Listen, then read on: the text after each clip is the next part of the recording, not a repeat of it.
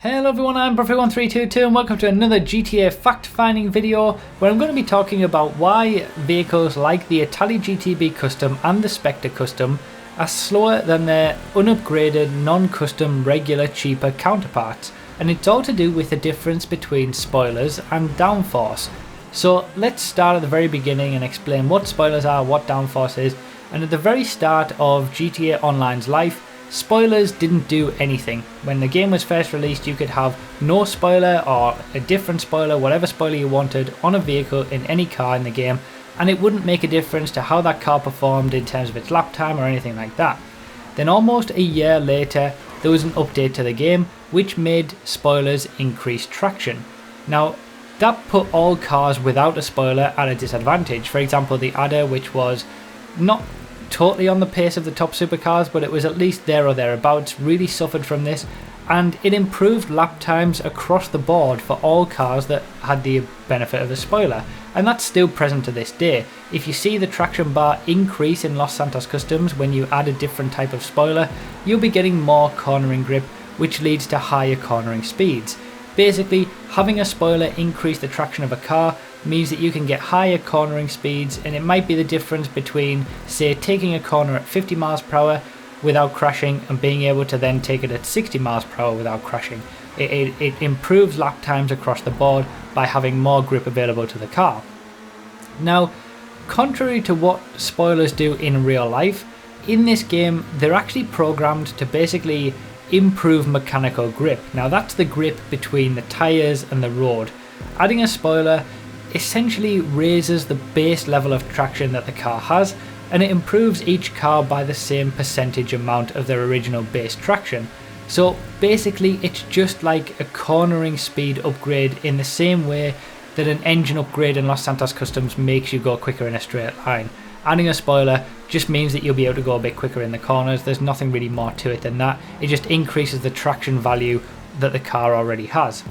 Now, in real life, spoilers improve lap times by creating downforce. This isn't how it works in the game, but downforce is a concept that uses basically the air flowing over the top of a car to push it into the ground, increasing its grip.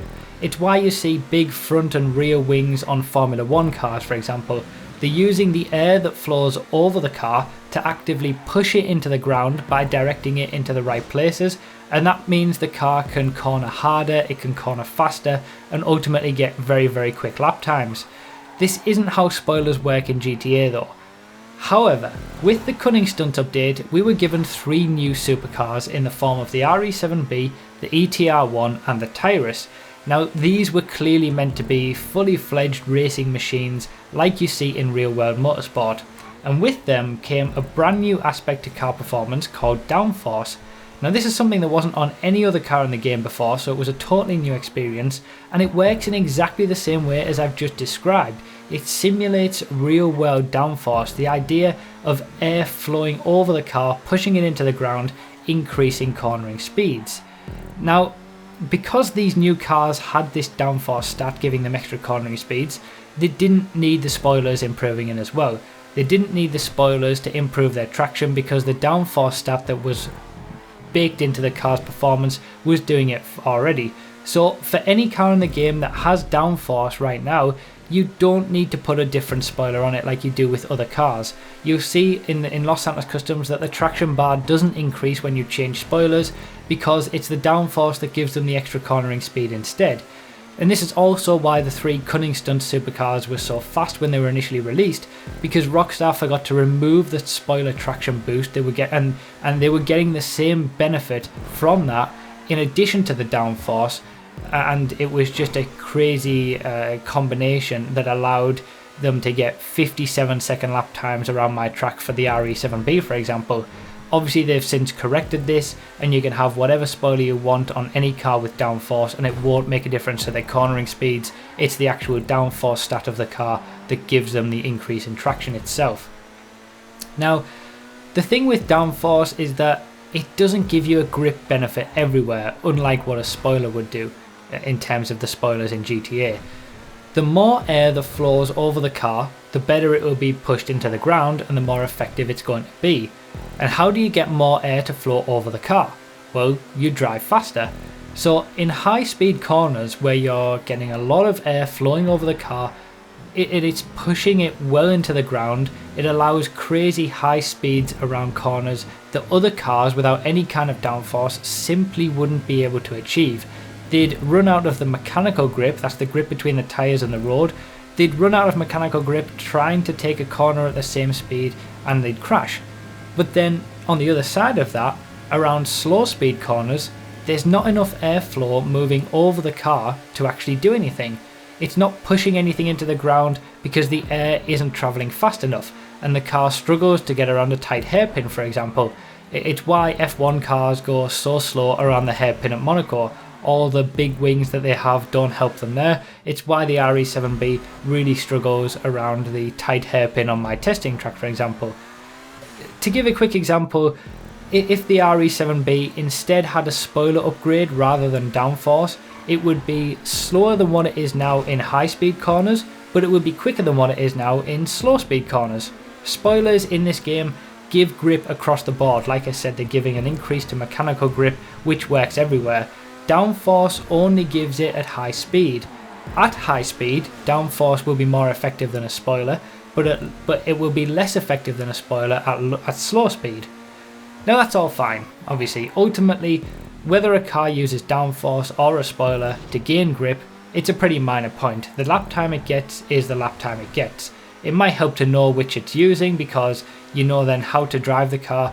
For example, you want to be a little bit more confident in high speed corners with something like an RE7B because you'll be able to go faster than what all of your experience in any other car would have you believe, but ultimately the car is what it is. But there've since been some other cars introduced with downforce too, and I'm going to list them all on the screen now. Now you don't need a different spoiler with any of these cars. They get their cornering speeds from the downforce that they have directly baked into the game code for these vehicles. No other vehicles in the game have a value for downforce, it's only these ones. But with the import-export DLC, we saw two very interesting cases, namely with the Spectre and the Itali GTB. Now as we saw from the testing videos, upgrading these cars at Benny's makes them slower. The Spectre Custom is about 0.6 of a second slower per lap than the regular Spectre, and the Itali GTB Custom is about 1 second per lap slower than the regular Itali GTB. And the reason for that is everything that I've been talking about up to this point. Now to make things a little bit easier, I'm going to limit my discussion to the Itali GTB from this point on, but everything that I say applies to the Spectre as well. It also applies a little bit to the Comet Retro Custom, but it's quite a different car to the regular Comet anyway, in the same way that the Elegy and Elegy Retro Custom are very different, so it's not a direct comparison, but in everything that I'm about to say, you can replace Itali GTB with Spectre, and it's the same. It's just easier to talk about one car. So with the Itali GTB and its custom version, we've got our first instance of having the same car having either a spoiler upgrade or downforce. All the cars that have downforce that we've seen before have been unique. They don't have the ability to have a spoiler in terms of it being able to increase traction instead of the downforce that they have into the car. We can compare characteristics, but that's it. However, with the Itali GTB, we have what you might consider to be a normal car in GTA. It has spoiler options, and those spoiler options increase grip like most other cars in the game. The Itali GTB Custom, however, gets rid of that and instead has a downforce stat, meaning the spoilers do nothing and it gets its increased grip at higher speeds like the Cunning Stunts Supercars. Since the vast majority of other stats are shared between the two cars, meaning they're pretty much exactly the same apart from this small difference whether one has downforce or one has spoilers, we actually have a proper comparison between the same car having either downforce or having a spoiler upgrade. And it makes sense for Rockstar to do this, you know, they're turning it from a normal supercar into what is intended to be a proper racing car, in the same vein as the Cunning Stunts races. So racing cars in real life, they have downforce, so it makes sense for the Itali GTB to have it as well. The problem arises from the amount of downforce that they gave it. Now, unlike spoilers which increase traction by a certain amount, which is the same for all cars, downforce has a value associated with it. The higher the value, the more effective the downforce on that car is. The quickest supercar in the game around high speed corners is the RE7B, and it should come as no surprise that it has the highest level of downforce with a value of 3.5. The Tyrus is actually next with a value of 3.35, and the ETR1 after that with a value of 3. Now these three cunning stunt supercars have the three highest levels of downforce in the game, and they're all above a value of 3. Even the Omnis and the Ramp Buggy, which also have downforce stats for some reason, have a downforce value of 2. But if you then look at the downforce value of the Itali GTB Custom, you see that it has a measly value of 1.5, much less than half the value of the RE7B and even less than an Omnis or a Ramp Buggy. And because of this, the benefit that the car gets at high speed due to its downforce isn't anywhere near as much as what a car with a high value would get, and at low speed it's not working at all, which is fine when you're an RE7B flying around the high speed stuff, but not okay when you're barely going quicker than if you just had a spoiler on in the first place. So essentially what this means is that in low speed corners, the Itali GTB Custom acts like an Itali GTB without a spoiler. It has terrible grip in low speed stuff, as all cars with downforce do. And its downforce value isn't high enough for it to be all that much quicker in high speed stuff compared to just having a spoiler in the first place.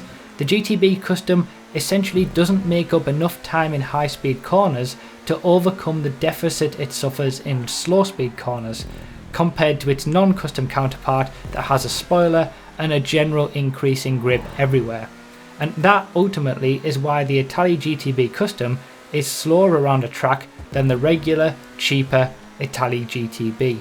Of course it's all track dependent, but its downforce value is so low that there are very few tracks that will actually allow the Itali GTB Custom to be quicker than the regular version.